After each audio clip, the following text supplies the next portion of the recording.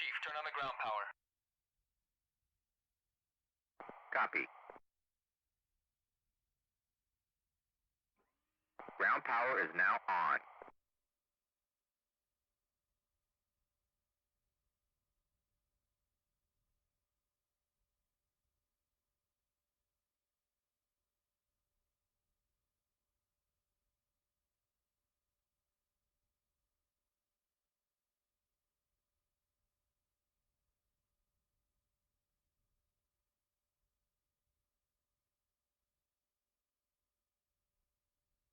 Galinsk, Springfield, 1-1. Request startup. Springfield 1-1. Galenzik, cleared for startup. Wind 235 at 2 meters per second.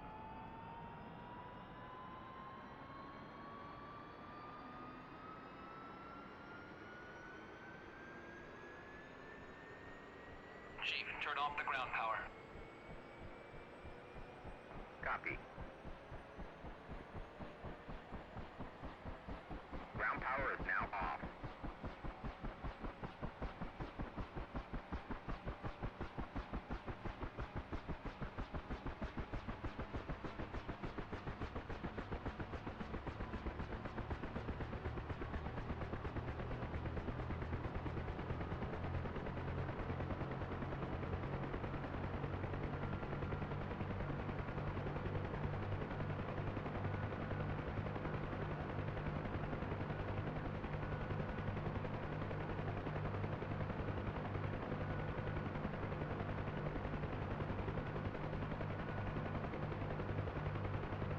Galinsk, Springfield, 1-1. Springfield 1-1. Galenzik, cleared for hover check. Wind 235 at 2 meters per second.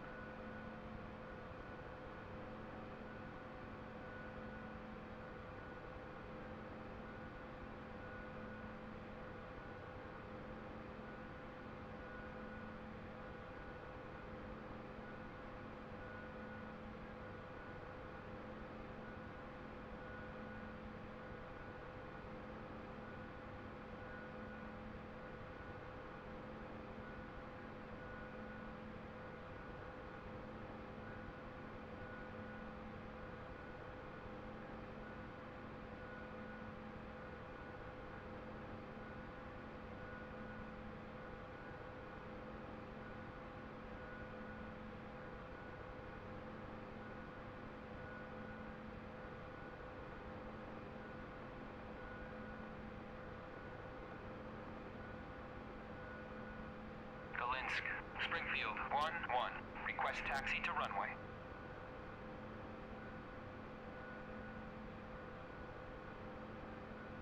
Springfield 1-1. Galenzik, cleared a taxi to runway 22.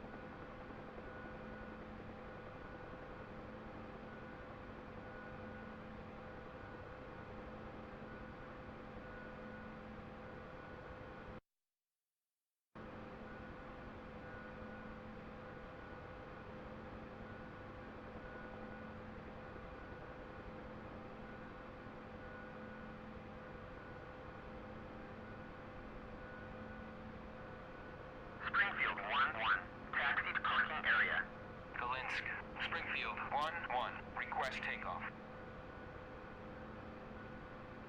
Springfield 1-1. Galensic, you are cleared for takeoff when ready.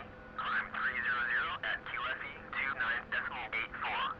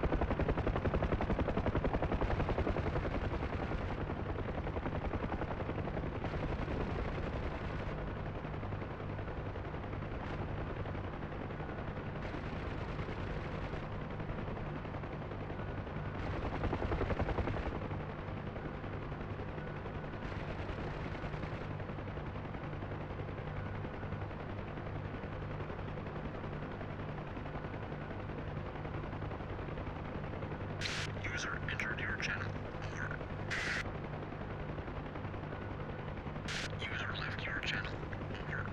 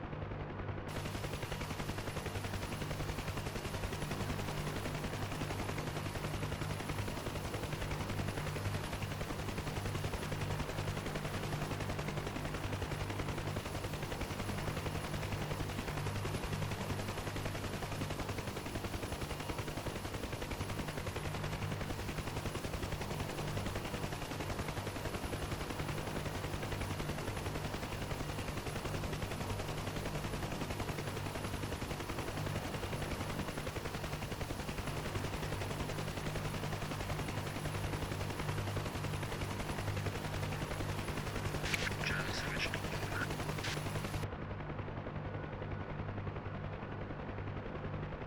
Hi.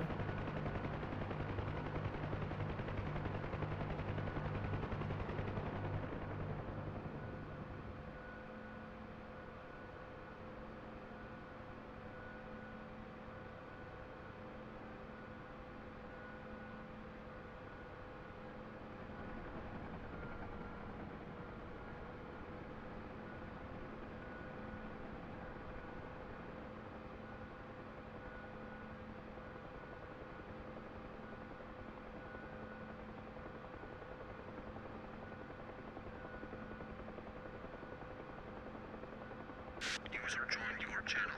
Over.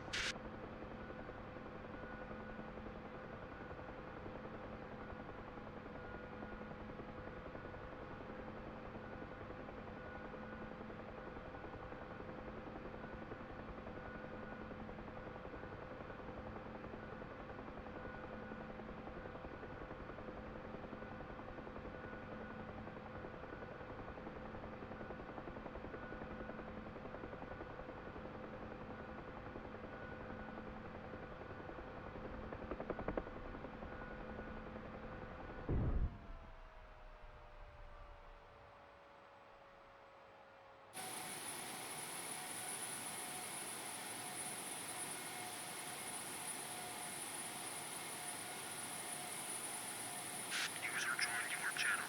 Over. Yo, folks. Oh, What's going on? Oh, not a Same lot. voice.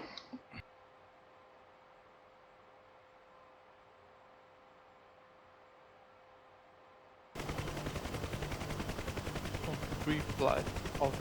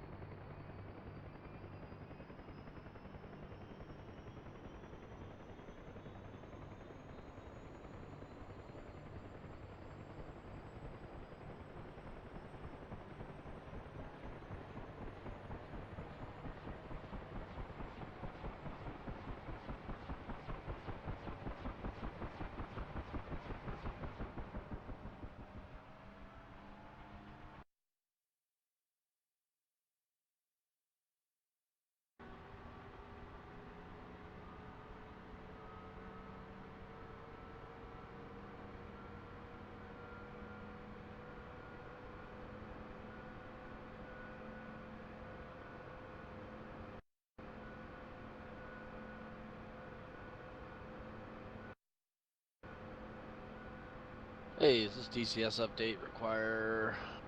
Is it just a small one? It's just a small one. Ah, crap. They added the input for the AI gunners. They didn't screw up the mod. Alright, I'll skip it.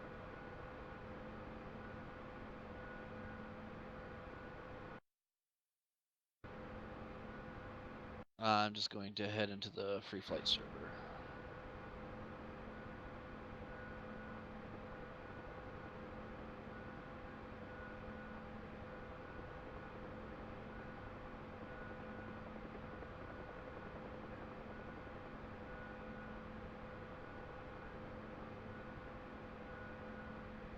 Who's cargo lifting on the free flight server? I've got a cargo. PC has one.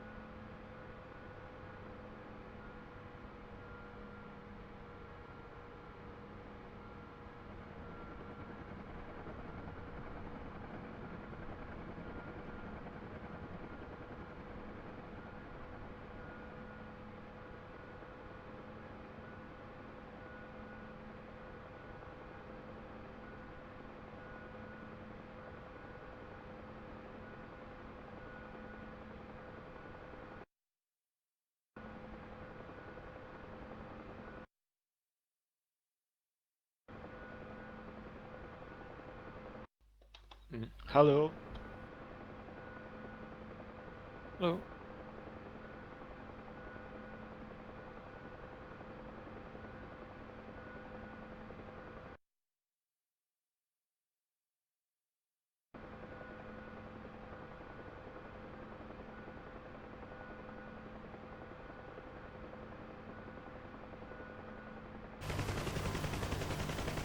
Alright, I'm just about ready.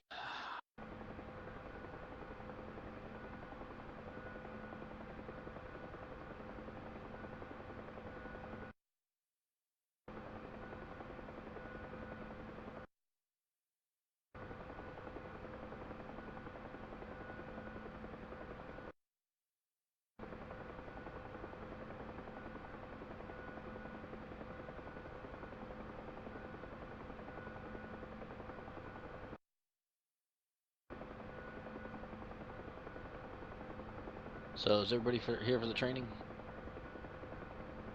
I'm in. Cool. I got about a half hour, 40 minutes.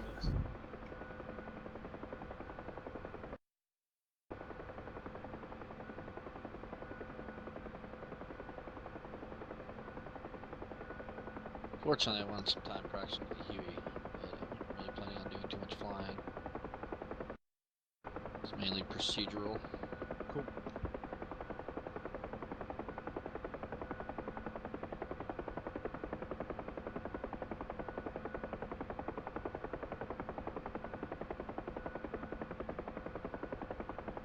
Alright, so I wrote out an agenda. Tried to do this in some kind of sequential order here that makes a little bit of sense. So the first thing I want to talk about was communication. Or the overabundance of communications.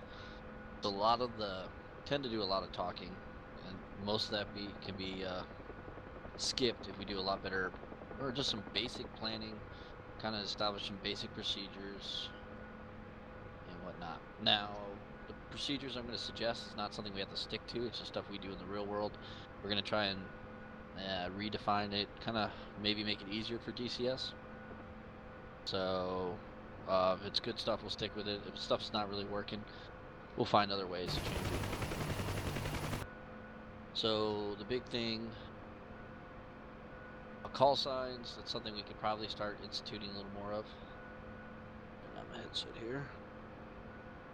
Instead of having gunship flights, slick flights, because we can have multiple slick flights, we could start using kind of the default call signs we used to put in our missions, the bandits, the, see, we got a whole list of them. Axles, bandits, black bandit. There's a whole list of 229th call signs from Vietnam. They're pretty popular, or whatever guys want to use. But if we start assigning actual call signs and numbers to people's aircraft, I think that'll help cut down on some of our communication a little bit.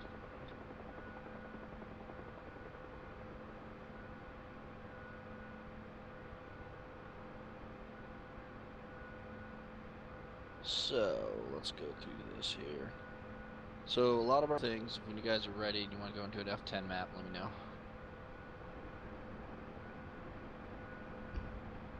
Ready? Ready?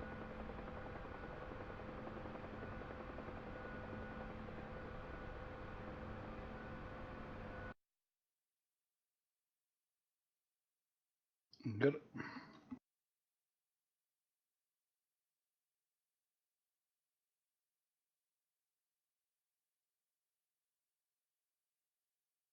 Right, let's see, yeah.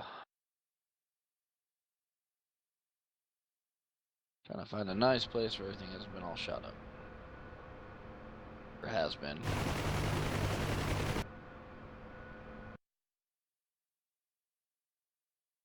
I'll use this.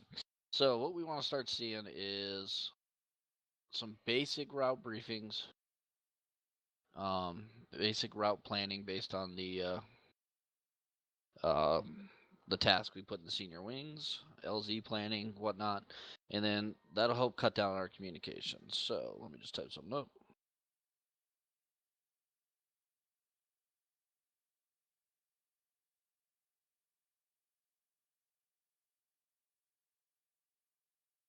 I'm going to put a bandit LZ to the east, and let's get us an RP.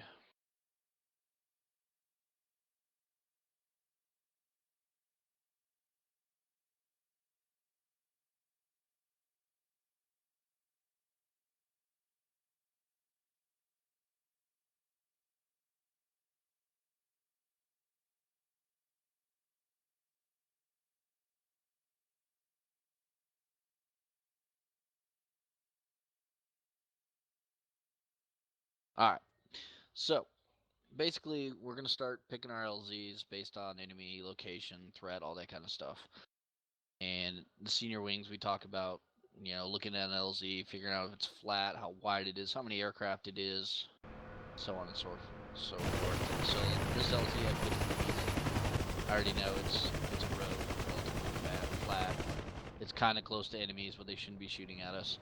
I just picked something generic that we could fly to, be easy to land on. And most importantly, I put a release point in, down to the south.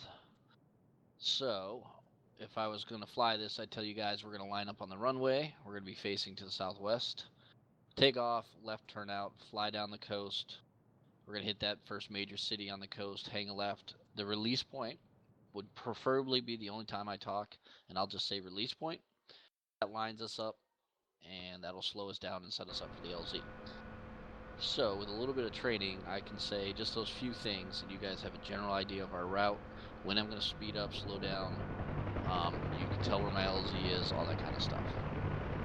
So if we start marking our map, start finding our LZs. So the release point's important because it lines up the flight with the landing zone. Usually within 30 degrees of our landing heading is what we want. The other important thing is, so guys complain that we aren't telling them that we're speeding up, slowing down, all that kind of stuff. Really, if we're flying a nice tight or close formation and everybody's real smooth on controls, we shouldn't have to tell everybody when we're speeding up or slowing down. Furthermore, if everybody knows where the release point is, they're going to know that's my slowdown point. So for me, release points, like it's that Y in the river. I might say release point because I know not everybody can be on the map. And that way, I'm going to start slowing down and preparing for landing. And if we're probably going to generally cruise at 90 knots in the Huey, I'm going to slow down to 60 knots, make my way down that river and into my LZ. Rearming complete. Release points 3 to 5 Ks out. So just giving that little bit of route briefing with a little bit more standard procedures. For example, we always kind of take off, go to 90 knots for cruise. I give you my altitude, it'd be 200 feet and below all the way to that route. A little more details like that. With all that, I can be able to set us up without, after line up with one up call, we can take off, fly all the way to that route with me only probably saying RP and land without us having to talk at all. Now, the advantages of not being able to talk a lot is I'm predicting within a year we should start seeing shared cockpit for the Huey. And once that happens, communication is going to be a lot more hectic. You're going to have two people in an aircraft, some aircraft talking to each other. You have flights talking to each other. We have multiple flights talking to each other. So the more we can cut down on talking. So if I have to say I'm making a left turn and then every 5 aircraft behind me start saying 1, 2, 3 to acknowledge, that gets a little excessive and it clogs up the radio and whatnot. So what we're trying to do is just have our flight leads and our air mission commanders. AMC really should be setting up kind of the LZ, the release point.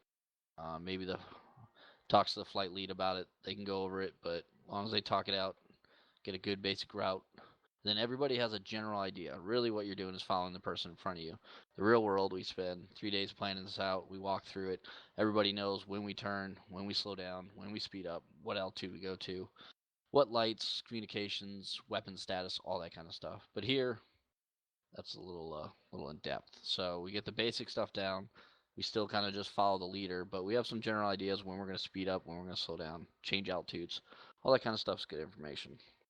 So the route planning, just on a basic level, a 2-minute process will really make a difference in our flying. Communications, I'm just going to keep bouncing back to communications and flight names and aircraft numbers. So if we have a bandit flight, and it doesn't really matter, some missions, the aircraft numbers are assigned in there, 11 through 16 or 53 through 58. We want people to start kind of sticking with those numbers. You guys can use chalk order if you want. It works, but if you do that, if an aircraft falls out or crashes or something like that, we don't want to be changing our call signs in flight. So if we go into an LZ and 1-2 gets shot up and doesn't make it out, everybody's not going to change their call sign in flight. We're just going to know that 1-2 didn't make it out, and we'll do 1-1, 1-3, 1-4, or however the numbers are numbered. That way, we don't want confusion on our communication, who's where. So that comes from 1, knowing what exact aircraft are up. 2, in the real world, we assign duties to each aircraft, who's AMC, alternate AMC, who does weather, LZ, PZ, who's communicating to everybody. And if we all switch call signs, we'd never be able to keep track of who's doing what. So does all that sound good? All right. So, yeah, and whatever you guys use for flight names, it really doesn't matter to me. But I can post a link to some of the old 229th call signs I found on the webs. Are we gonna carry over these calls from mission to mission? If you guys want to, we can always do. So Bandit was always Alpha Company. Bravo has some weird ones. Delta, obviously, they had theirs, but Bravo and Charlie always kind of switch between some weird ones. So yeah, if we want to carry them over, just keep in mind if we have multiple flights or chalks or lift, you still might want to use different names. So Bandit 1-1 through 1-4, and then the next flight in the real world could be Bandit. It'd be the second platoon. Might have a different call sign altogether, or just be 1-5 through 1-8. That might be a little confusing here, so I'd still suggest, hey, one flight of 5 aircraft is Bandit. The other flight can be whatever the heck you want it to be. I'll look on that list just to alleviate confusion, because some people are going to get the numbers and names will confuse enough people. So yeah, I'll put together a list and try and post something online. And if we want to carry those over, get out of here. We will. Cool. So, communication, flight names, aircraft numbers, route planning. I put RP and LZ marking, so I like this new system where we can mark stuff on the map. As long as we keep up with deleting them, and that way everybody, when we brief, if you guys want to put simple ACPs in to put your change in altitudes, if I say I'm 500 feet, and I drop this ACP in, air control point, I say we're going to take off and do a left turn, and we'll climb to 500 feet AGL, and we're going to do 60 knots to help keep the flight formed because we have new people. And then once we hit ACP1, which is this coastline, we'll accelerate to 90 knots and slowly descend to terrain flight altitudes. So you can use ACPs for that kind of point. Start points are good, but I didn't want to put one out in the middle of the water. We'll get into more advanced kind of route planning as guys get more proficient. But putting air control points, release points, and LZs kind of gives guys just a general route. And you don't want to overdo it at this level. Just kind of put them where big things happen, big turns or speed changes, maybe altitude changes. Also, try and put them something distinguishable. So that RP I put on a Y in the river. That's easy to see. Everybody knows, hey, we're going to turn inland over the city. The Y in that river, I'm going to slow down to 60 knots and less. As I come up to the LZ, I'm going to keep slowing down for landing. That all makes sense. And we'll get into more advanced kind of stuff. All right, the next part, I wish I would have gotten some practice for. We're going to go over lineups, lighting, takeoffs, landings, and we're going to talk about kind of wall calls versus fencing in, fencing out, wall calls, lap checks, that kind of stuff. So let's see, I got aircraft running. Let me see if I can get this thing off the ground. So I'm going to line up. I recommend always lining the flight up. Not necessarily, unless it's you and one other person. I like takeoff out of parking, but some guys, their aircraft's messed up, so I recommend always taxiing the flight out one at a time, lining up on a runway or a taxiway. That way everybody picks up, they know their controls are set, they can fly straight, and they line up. So give me a minute, and I'll go line up.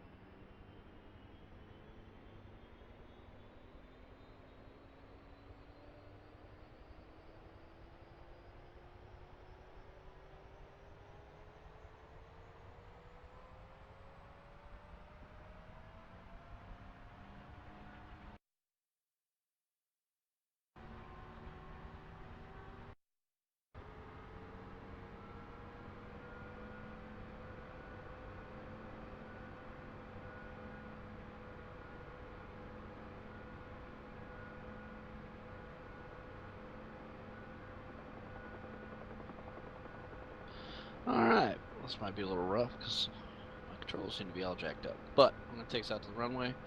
The only light I have on right now is my anti-collision light.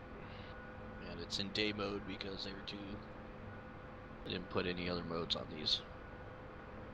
So line up in a nice stag right formation.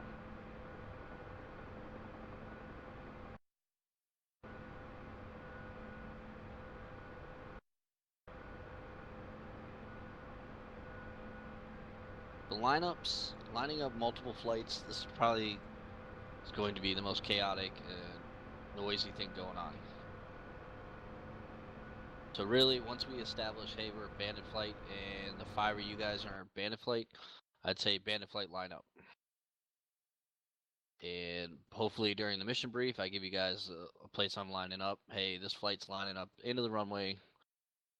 Charlie flight, you can line up midfield, and gunships, you guys can line up on the taxi, stuff like that. So everybody, we're going to turn off our position lights. So in DCS, the position lights attract the enemy at almost 5 times the distance. Whether they're flash, bright, anything like that. They don't, the AI doesn't care about anti-collision lights, it doesn't care about landing lights, searchlights, but they do not like position lights. And they'll shoot at you at, I think we mapped it out 5 times the distance. So, the other reason lineup gets so confusing is there's going to be, depending on how many aircraft we have, a ton of people lining up. So, we use light signals to set whether we're ready and all that kind of stuff because we have, what, 2, 4, 6, we have 7, 8 aircraft. Some of the biggest air assaults we did were during the invasion of Iraq, and you're talking 200-300 aircraft, all broken up into serials, chalks, with overlaying communications. So even though we have an internal freak to ourselves, we have 3 other radios in the Huey, real aircraft, we have 5 other radios, sometimes 6 other radios, and we're listening to serial commanders, lift commanders, gunships, AWACS, J-Star, all kinds of stuff. So you can't just say, alright, flight, take off, because what flight are we talking to, who are we talking to, all that kind of stuff. What we're going to do is, we're going to line up, and we'll turn on our anti-collision lights.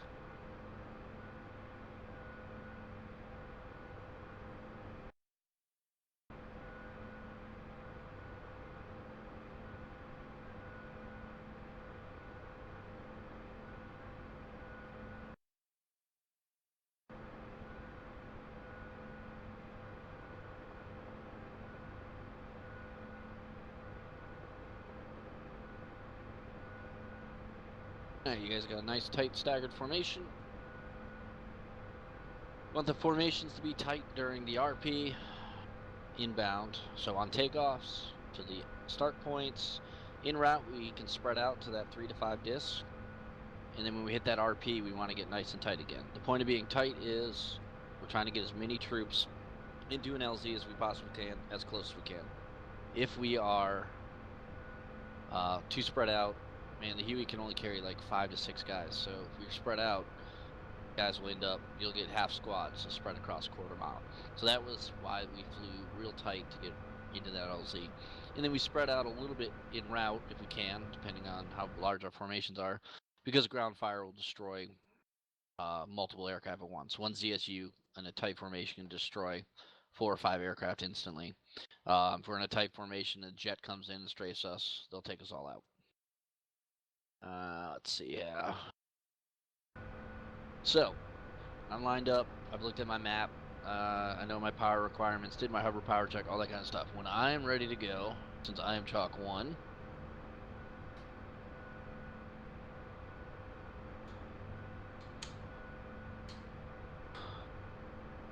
I turn off my anti-collision light.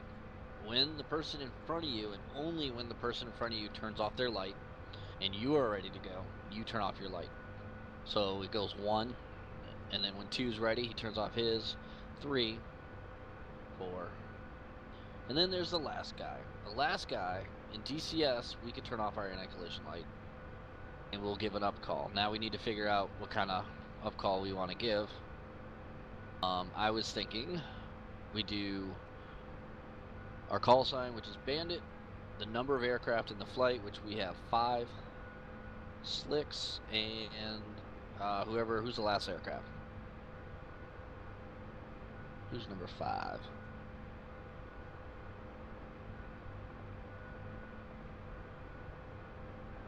Let's see, number 5. Was Cody? 7 on the center. Yeah, 2 you were in Gunships though. Oh, okay. Cody's number 5 there. So Cody's 5. So we could do Bandit 5 Charlie. So call sign of the flight, number of aircraft in the flight, and the first initial of the last aircraft's call sign.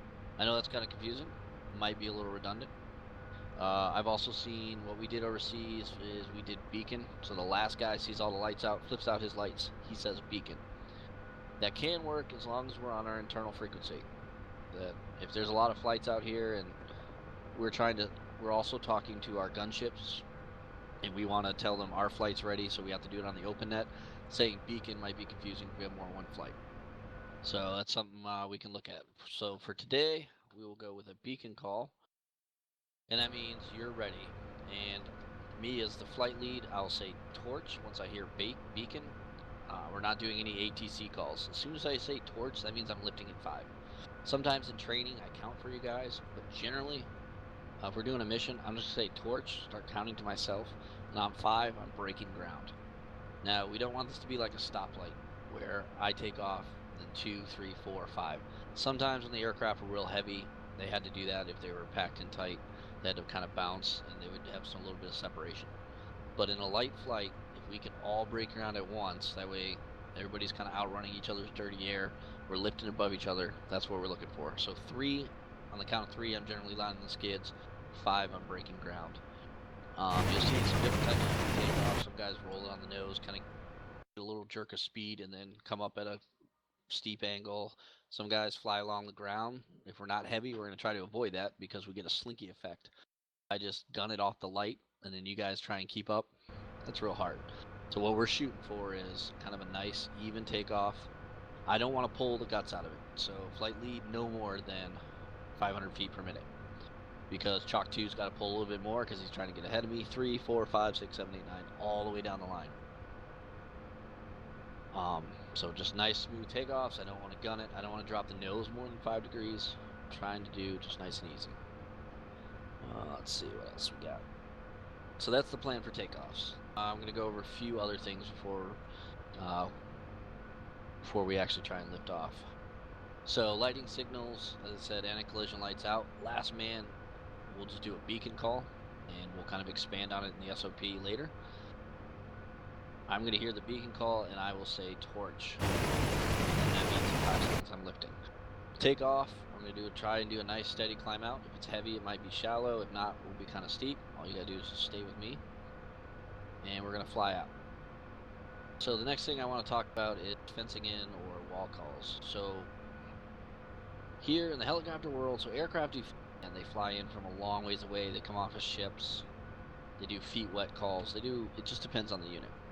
Here, basically everywhere outside the wire is hostile. So when we take off, once you cross the wall or the fence, we do what's called, we can do a wall call. And that stands for weapons, ASE, and lights.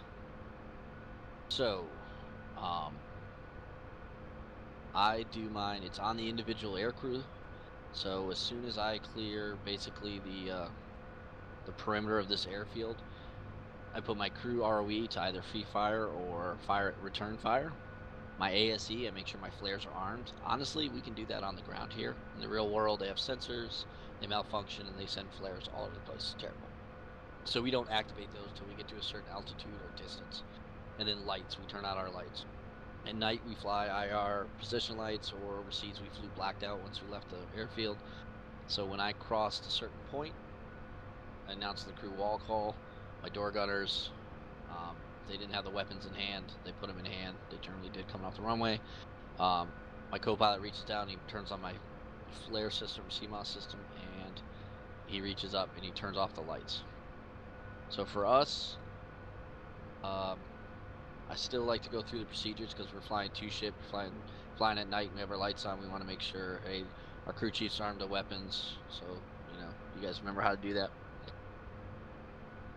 Should be left shift 3 and 4.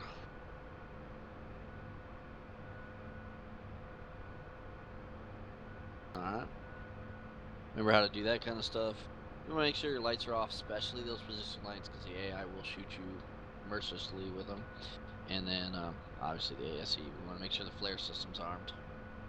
Alright, so those are wall calls. You do those coming in and going out. The nice thing about it is it's not really related to a wall, but it's easy to remember because as I cross the perimeter wall, I need to turn all my crap on, make sure my guys are ready to go, all that kind of stuff.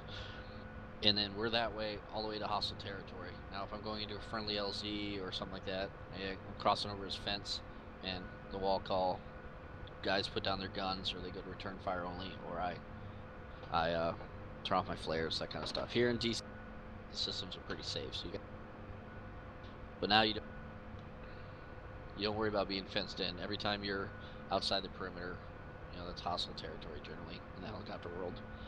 Especially places like Vietnam, something like that. So, wall calls, and I think that's it on my list.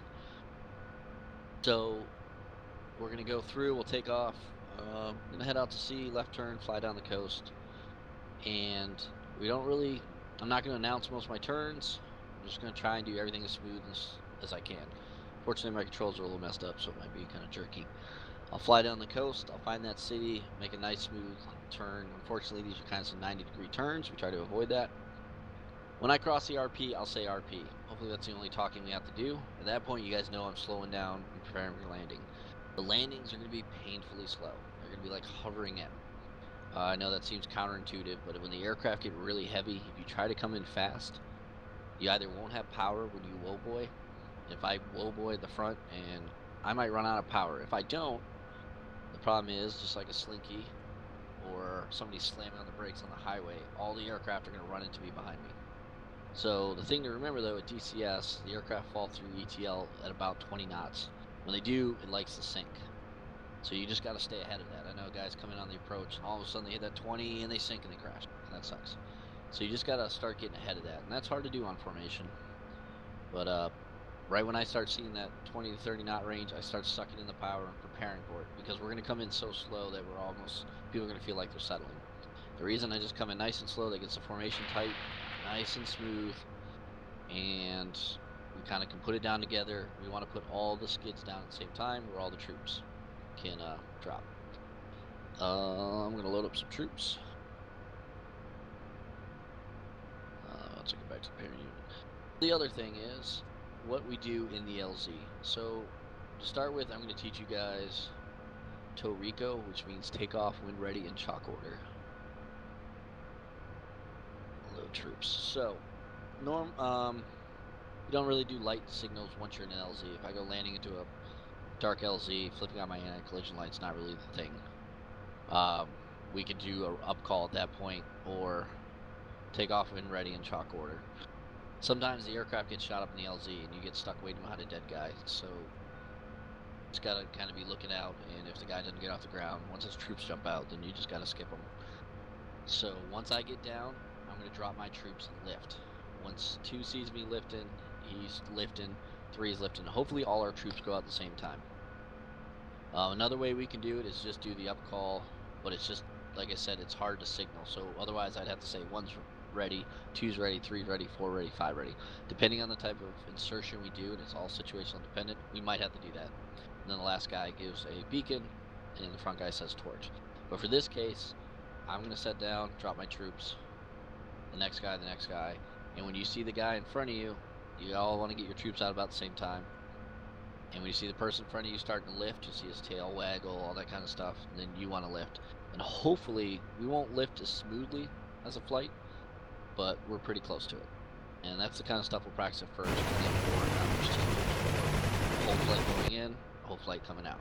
If we go into an airport, we can land, turn on the lights, or we can land somewhere and we can make an up call. But if it's a hot LZ, I'm going to set down, my guys are going to go out, I'm going to lift, the next guy's going to lift, and we're going to come on out. So that's the kind of takeoff we'll talk to. So we can do the whole, once I get a beacon call, up call, other than me saying RP, we'll do the whole ring route, and we won't have to communicate very much. And when we have shared cockpits, and some of you guys might have guys next to you acting as gunners, or at least the chalk lead will have another guy with a map. That way, you aren't getting bombarded with radio calls while you're trying to do all this stuff, while your co-pilot's navigating you and he's talking you through every detail of the map, trying to get you the LZ. So, all right, let's see if we can get off the ground without killing us. Ah,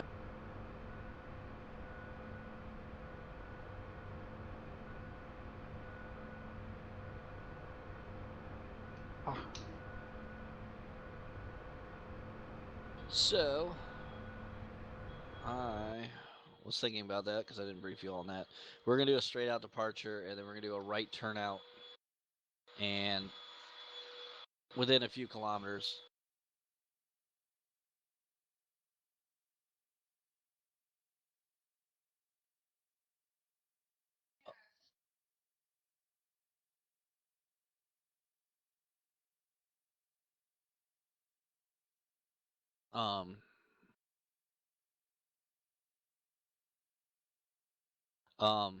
shit, I forgot my train of thought. Sorry, the vacuum started. We're trying to avoid that 50 cal at the end, so we don't want to do a real fast turn. Aerosol community, try not to do turns greater than 30 degrees in pitch, in roll, excuse me. And we don't want to make turns greater than 60 if we can avoid it, because it really pinches off that other flight. But I'm going to take off, kind of head straight out, and make a left turn. And we'll head back to the airfield. 6, that was the egress. You're making a left turn. I thought you said Yep. right. I'm sorry, left. Okay. Yeah, I'm just going to Copy. head out to the left. Try to avoid that, head around the mountain. And here, the release point is going to be the intersection across the bay. Basically lining us up with the runway and putting us back down. 2. All right, so if you guys are all ready, the last man's ready, go ahead, just give me a beacon. 2. 3. Yeah, everybody's ready because the lights are out. All right.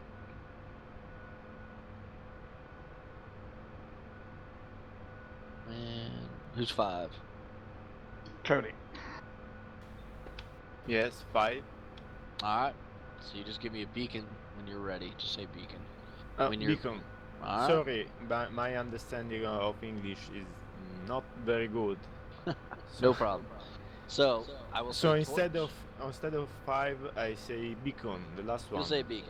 So Beacon. in theory, we won't do any talking once we line up. The lights will go out. You will see the guy in front of you take out his light, and if you're chalk last, you'll come on the radio and say bandit flight beacon. Sound good? Good. And that means everybody, the whole flight's lined up and the lights are out. Now the reason you wait for the light out in front of you is because if we did them out of order, chalk 5 can't see chalk 3 or 2, or if it's too long. Does that make sense? So that's why it's important. We always do the lights in order. Sounds good. All right, and then remember when I say torch, that means 5 seconds I'm coming off the ground. All right, and torch.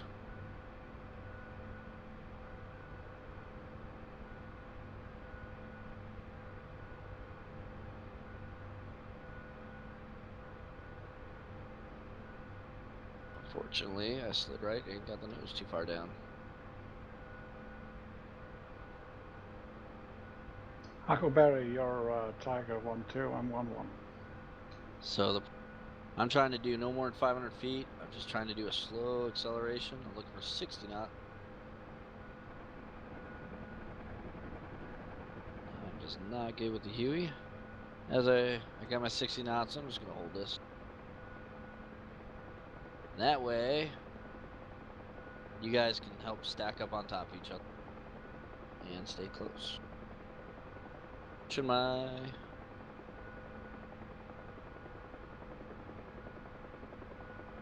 I'm gonna start making a gentle left turn.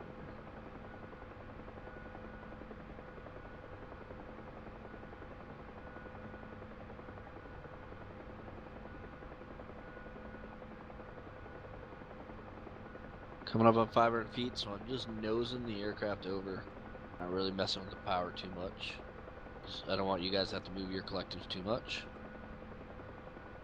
And I'm looking for 500 feet and 90 knots. You guys don't have to tell me the flight's formed. Only with new guys, like, because we get spread out, sometimes that happens. But if we took off as a flight, we should be formed as a flight. Now, we might be spread out because we're just getting new to formation flying, but we still took off as a flight. Now, if we took off all from separate parts of the airfield, like 2 aircraft link up, then we could give either a convoy call, or I have to look in the SOP to see what we're using now. We'll give a call saying, hey, we're linked up. And for this, so if I'm Bandit 1-1, we got 1-2 through, all the way through Bandit 1-5. Oh shit, there's Nova. So all I'm trying to do is nice, smooth, that's really important for flight lead, just smooth, slow inputs.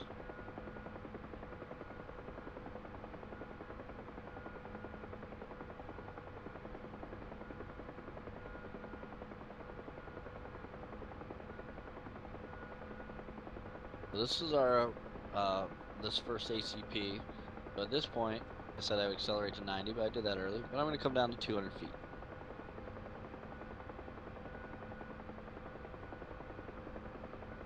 And if I just give you guys a couple key kind of big ACPs, that will help, big stuff you can remember, hey, the point, the Y in the river. We don't want to overdo the route, especially because guys aren't flying with maps, they're flying single pilot. It's a lot of work, so we just, a couple key points if we need, there's something we need to do at that point. And maybe I got to do a big turn or whatnot. So we don't want to overload people for no reason. But definitely we want an LZ marked, an RP marked.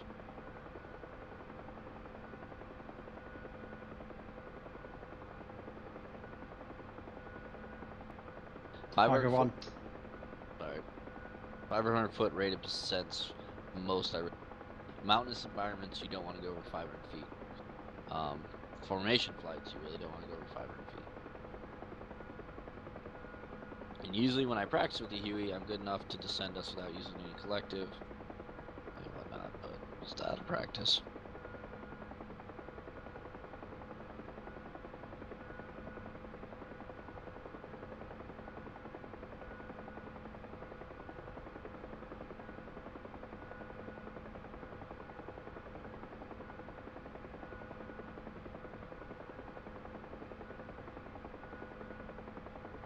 Two from 1, go combat spread wide to left.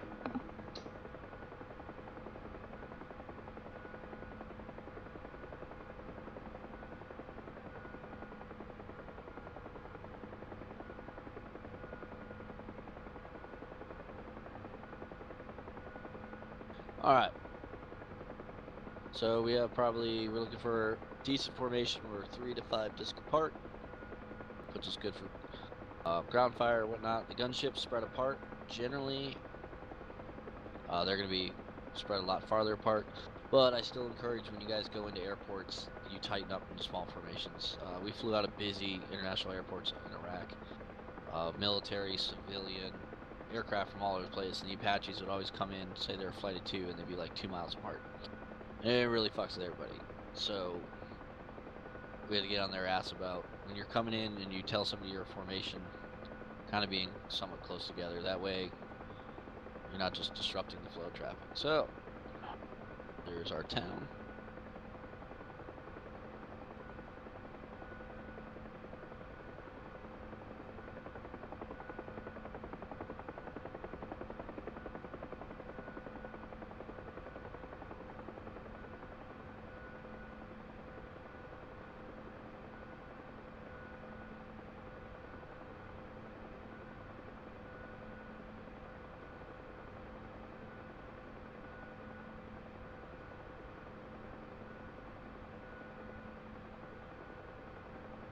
Alright, here's our Y in the river, so I'd say RP. That means you need to start expecting me to be slowing down. I'm going to slow down to 60 knots. Also, a good thing, you guys that don't use voice attack or anything, start setting up your troop menu so that as soon as you touch down, all you have to do is hit F1. But here, you're just focusing on tightening up with the rest of the flight. You're looking for the LZ, you're looking at the guy in front of you, trying to hold a tight formation. I'm just trying to slowly slow us down so that I don't over-exaggerate. I'm going to do a fairly steep approach, so I might slow down and kind of keep level, and then once I get a nice steep angle I like, I'm going to lower the collective and bring us in. I like to do steep because I don't want to drag the whole formation across the LZ. Still trying. Our LZ is the end of the trees here. Also, we would probably almost never really use roads because there's wires everywhere, poles everywhere. Got the LZ in sight.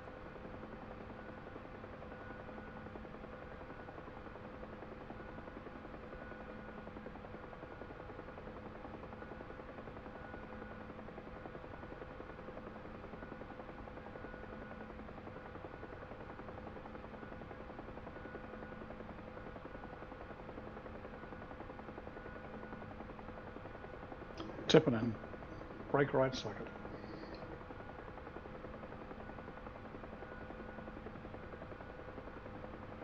Now I'm gonna. Whoa, what was that?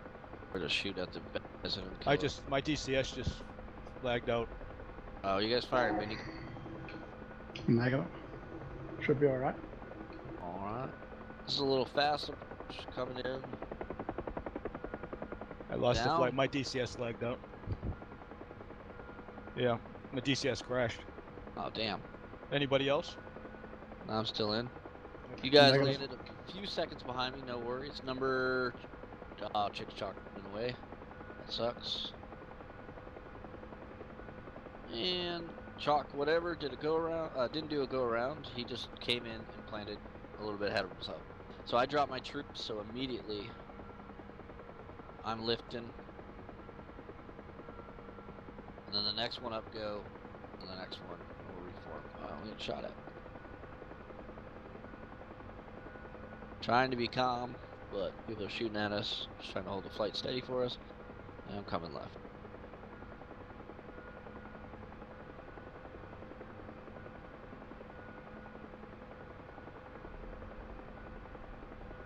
Really, before we fly our next mission, I'll practice the Huey and I'll be as good as I used to be, and not flying with my joystick 6 inches to the left. But I'm just trying to get over the procedural stuff that we'll start working on, and we're gonna change it and Right, expand right. it. We're gonna go through the SOP. We're gonna try to make it clear. I know we got different languages and stuff like that, so light signals and beacon calls will probably be what we limit ourselves to. You know, 6, you know, the lighting protocol you just described, that's different from the SOPs, right? We're going to change that? Yeah, I Because, don't know. I gave extra. Basically, I took the lighting protocol out of my real-world SOP and put it in the SOP. Well, because, you mean recently? Because the SOP that we're using, it's flashing navs until you're in position. Then when you're ready to take off, you shut your flashing navs off. Yeah, I don't know why we have flashing navs. We'll have to change We do that. that at night. That's why we do that. Cool. And then we change that a little bit. So we do flashing navs till we're ready, steady, and then out, I think. I'll have to go check the SOP. The nav lights are for nighttime versus the beacon. We can probably keep the beacon at DCS. The real world, the beacon's very difficult on the night vision. So I have to go, yeah, we're definitely reworking the SOP. But we might just keep the beacon for all times to keep confusion down. Cool. So we fly with, during the day you don't fly, and nav lights are really hard to see during the day, but collision lights aren't. So in the real world, some civilians and whatnot fly with their nav lights on. The military aircraft generally keep their beacon on. And then, so in a formation, only the trail has its beacon on. So if we were flying around civilian country, Cody wouldn't turn off his light. He would just give me an up call, and I would say torch. We'd fly around, and he would have his collision light on. Our flight would be nice and tight, so ATC sees us together. Only flight lead has his transponder on. That's how you operate the civilian world. And then at night, we go with anti-collision, or position lights, because we can dim them, we can make them IR. We do a lot of stuff with them. That's hard to do in DCS. Also in DCS, they just shoot so much at the... They really like the, the position lights. All right, 6, I gotta be excused. Thanks a lot. All right. Take care. See you, boys. Switcher. So this road cross, what I've picked for my RP. If I didn't tell you guys what the RP was, that kind of sucks. But at least if I say, hey, release point, you guys know I'm gonna be slowing down, lining up with the LZ. It helps if you guys know where exactly the LZ is. But if you just keep following me, and if I'm smooth enough on my approach, which I wasn't, you'll see my angle and you'll see the spot where I'm going to hit. The last 20 or 30 feet, you're going to move kind of forget about me. You're going to make sure you don't run into me, but you're going to pick your spot. And everybody picks their spot. That becomes important in kind of dusty environments, dirt environments, like lead might just disappear into a dust cloud. Well, I got my spot and I just put the aircraft down. Sometimes the formations don't end up as tight as you want or pretty, but it keeps you from balling up aircraft. So we're going to land on the far cargo ramp, kind of where we all spawned. And I'm going to touch down at the very right when the concrete ends. That is going to be my spot. The more detail I can give you guys on the spot, the better. So kind of near the taxiway, the far end of that last cargo ramp, that's where I'm going to put my skids down.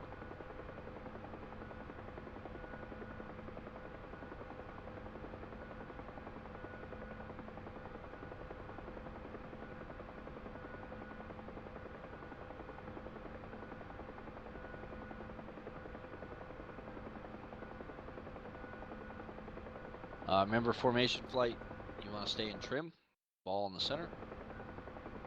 And a lot of people tend to look at the aircraft in front of them, so they push the pedal out. Try to avoid that. It's a hard habit to break. You got to use like track IR or your little hat switch to look around.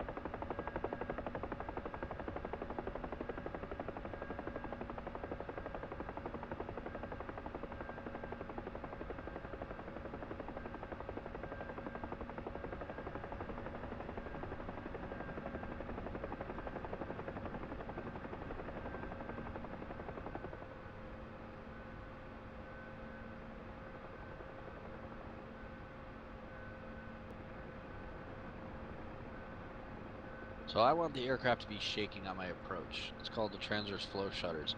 In the real world, I ride those things all the way. And that is a visual, like I can feel that my aircraft is in the speed zone that I want. And then I'm always looking around.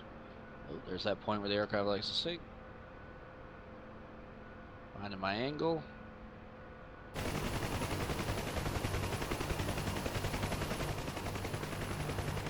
Crappy angle, and ran one of you into a fire truck, and then I put down. And then with luck, you all, which you almost did, touched down within seconds of me, about a disc apart. Alright, so that's enough of that because my controls are messed up. But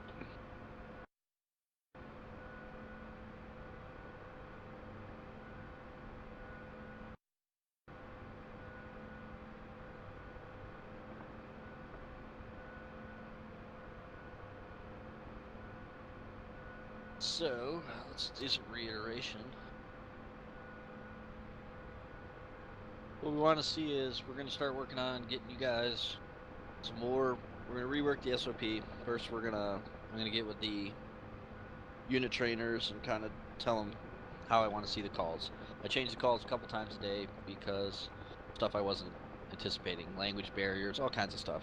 So we want to make it so everybody can make this real simple plan everybody can use to make this easy and fun for people and realistic. So we're going to continue to work to develop ourselves as a unit. So I'll try and post online, hey, this is what the light signal is going to be, this is what our calls are going to be. It's going to be an iteration of what you saw today. As we move on from there, we'll continue to practice. We're going to get guys flying real smooth flight leads, what we're looking for, and we're going to get guys kind of get comfortable flying formation. Really hard to do in DCS. It's hard to do in real world too. Where you can set up probably set up a standard naming convention for the aircraft. We'll put a list of call signs, but really if the mission writer wants to put different call signs in, like I've seen all kinds in there, we're kind of trying to get the flight leads and AMCs to enforce that kind of stuff. So Bandit 1-1 through 1-4. We're going to do some basic planning so that, you know, the units that kind of have to talk a lot, gunships, they don't get overwhelmed by the slicks talking, or the slicks, if we're talking multiple flights, the guys leading those flights and guys listening to the other radios, they don't get overwhelmed. But we want a basic planning so everybody kind of knows what's going on. Doesn't need to be complicated, just some simple routes. When you guys are going to know we're going to do big things like big turns, landing, LZs. We're going to kind of try and set that up as a standard. Hey, when you guys do a flight, mark this on the map, mark that on the map, whatnot. Let's see. That way we really reduce that communication, because if I had to say, hey, I'm turning left, and then you guys go 1, 2, 3, keep going down the line, we're going to work on what we have to acknowledge, what we don't. I would rather hear, hey, 50 cal shooting at me, than everybody's acknowledging my left turn. So that's the kind of stuff we're looking for.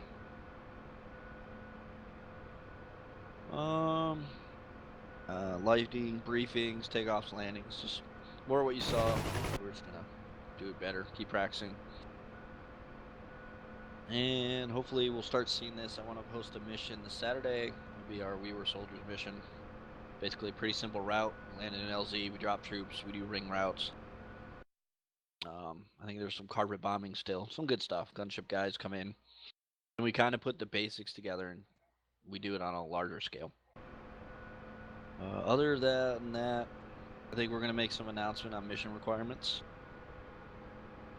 training requirements, and mission requirements. So we're going to start doing restricted missions. And all that will be is, I'm going to encourage people to do it. Some missions will be restricted, some won't. So like this weekend will be an unrestricted mission, which means all the new players can play. But restricted missions would be for guys that are have their basic wings and their basic mission qual. That way, just kind of encourages guys to get that next level training, get that formation training down, and just encourages guys to get their wings. You guys don't need to freak out about the basic wings. It's a pretty, I think most of you have them. Those that don't, it's a pretty harmless thing. It just gets you basic aircraft control, help you figure out what you need to work on, and then the basic mission calls. Gizzy, what's a BMQ? Sorry, sir? What's the basic mission task? Formation, communication, stuff like For that? the BMQ, it's formation, 3 to 5, rotor discs, and land and takeoff, and use simple radio, basic calls. So when we start doing restricted missions, basically you just got to be basic winged and BMQ. But we're still going to always have open training maps. We'll still have training whenever people are on. I encourage guys to get together and train with each other. And yep, we should have some new positions opening up, maybe, and some people moving around. Other than that, any questions on why we do things? That's kind of the important thing. Okay, cool. So, yeah, that's all I got. I was just trying to keep that down to about an hour. We'll do more of these. You guys are kind of the guinea pigs. We're going to work on setting up procedures. I know that will work on all 3 companies, 4 companies, 5 now. And then we're going to refine them, and we're just going to keep practicing them. And then they'll be second nature for you guys. And you will be amazed by the amount of progression you'll have. We'll do this again.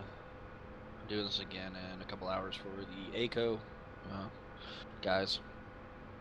And then we have an introduction meeting tomorrow for the scouts, and some gunnery training for the scouts, and for D Company for that matter, on Wednesday. Can you only put down circle in the map? What was that? Can you only put circles down in the map? No, no lines or something. No, you Easiest can one. only put circles, and you can put text to the circles. It'd be nice because we could put squares for circles for RPs or ACPs, triangles for targets and LZs, and squares for RPs and SPs. It'd be cool if we could, but circles with a little bit of text.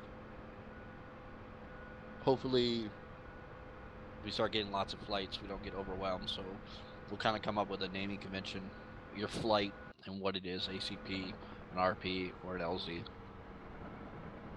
And be looking for that kind of stuff as we, get it going. Okay. If you want it, lads, there's 2 links there on TeamSpeak. One's for the basic wings and one's for the MQ.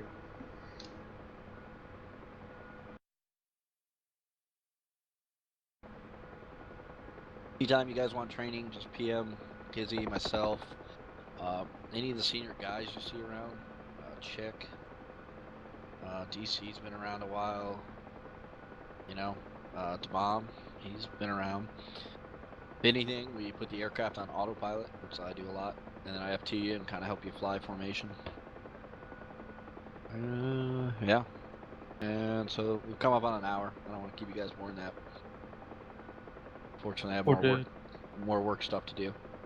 But look for a post about a mission this weekend, and if you're not available, don't worry. We're going to try and do the We Were Soldiers a couple times just to get the basics down, and then hopefully we can get into some more advanced stuff. For the check rides, they do also the senior guys do them, or is it No, restricted to the company? it's only like 4 right. of us. Only like Chick can do them, Gizzy can do them, myself, Gizzy, and Extra. Okay. This week I'm slammed with stupid work. Work sucks, but Gizzy's usually around, and he does a good basic wings. And if you guys, so my intent is to see how guys are doing. If they're struggling with the basic wings, I'm not going to throw the BMQ. Some guys show up and they've been flying the Huey for a while, and then those guys you can wrap both that training together. It's just up to the instructor, but we don't want to overwhelm you. We don't want to make the training like 3 hours long, So some of you guys might get basic wings and BMQ done. Some of you might get basic and then a couple days later come back and do the BMQ.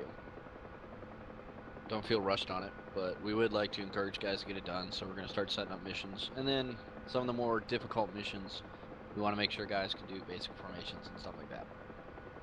So that's what we're setting up. And expect some posts and official announcements about that kind of stuff. Okay, thank you. Any other questions? User disconnected from your channel. Over.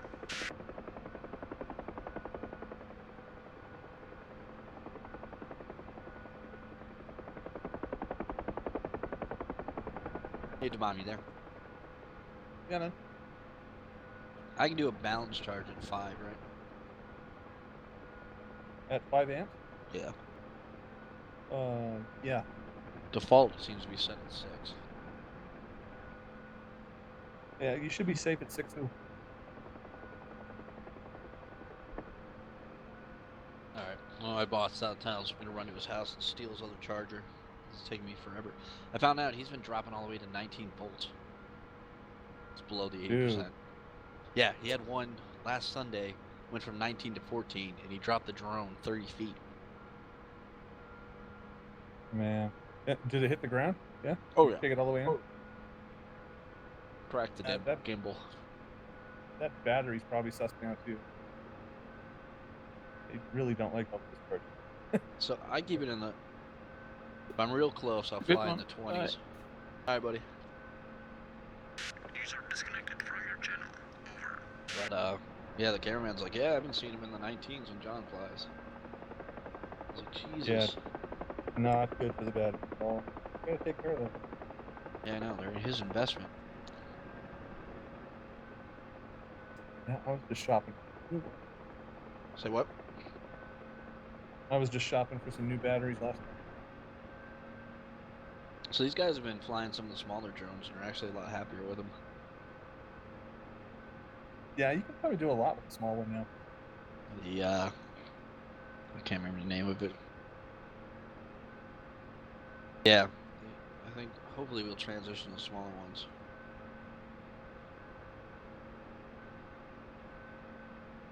They might wait. Whoop. I thought you were still on vacation or something. Got back at like 2 last night. Alright. Alright. Figure out why my controls are all screwed up. And then my work went late today because Trevor started ran in here and started that. Nice. Left my notes in the car.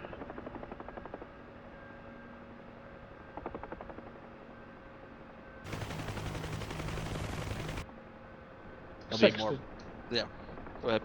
Did you see those kneeboard cards I threw up for D? When'd you throw them up? Hang on, I'll send you the link. They're on the forum. It'd be easy if I just sent you the link.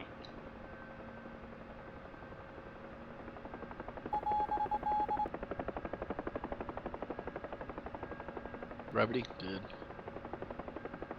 Let's see, yeah. Visuals good, lines good, contact, saddle. Yeah, that's a good one. We did saddle or we did contact. We can do a slash there. I'll try to find some good. They're the ones out of the only ones I've added there from the that weren't in the original SOPs was the weapons free, Titan hold, and the check. They work very well for us. Yeah.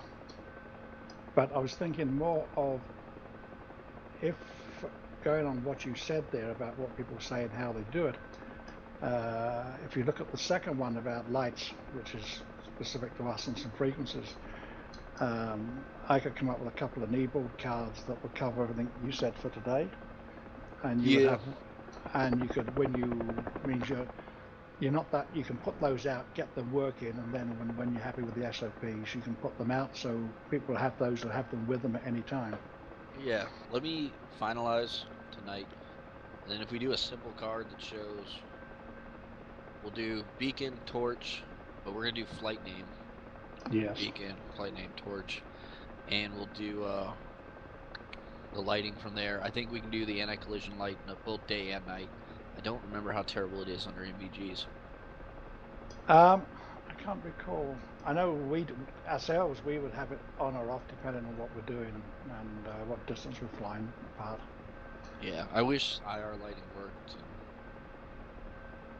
everything else, but that's DCS. Yeah. We'll do a list of call. I hate to do a recommended list of call signs, and then I have call signs for all kinds of missions to the mission editor, and then we'll do a recommended list. So yeah, I would just stick. I agree 100% with what you said there, and just turn around. A company use this, and B company use this, and these are generic. That's it. Well, here's needs to be broken down. Here's the traditional stuff, but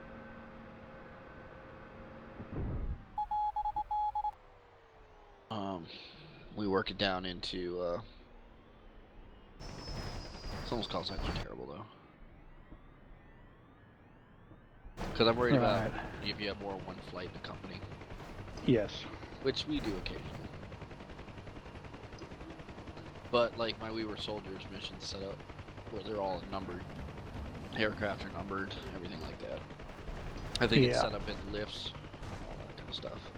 Lifts. The only thing I would say about, I know a lot of those were correct call signs, which are fine if you're on a command net, but if you're on a flight net, having two words is a bit of a mouthful, like courageous cougar, you know, it's So what we did is I use